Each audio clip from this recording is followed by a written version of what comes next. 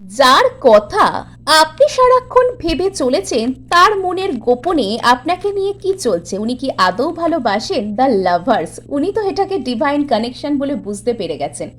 ওনার মধ্যে না huge transformation চলছে। যদি এককালে উনি এড়িয়ে যেতেন, উনি আর ভালোবাসতে চাইতেন না, তবে কিন্তু এবার উনি একদম চুপচাপ হয়ে গিয়েছেন। এবার নিজের মধ্যে শুধুমাত্র সার্চ করছেন যে কেন আমার জীবনে এরম ডিসঅ্যাপয়েন্টমেন্টকে আমি বেছে নিলাম। আবারও এখানে উনি একদম অত্যন্ত কষ্টে মেডিটেটিভ মুডে চলে গেছেন।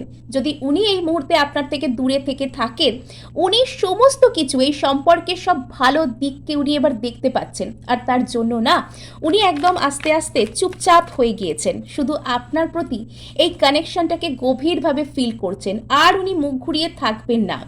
সো যদি চান এটাকে ক্লেম করতে, অবশ্যই সাবস্ক্রাইব করুন। আপনাকে বলা হচ্ছে ম্যানিফেস্ট করতে চাইলে অবশ্যই ম্যানিফেস্ট কিন্তু করতে পারেন। ভালো আউটকাম আপনার জন্য আসছেই আসছে।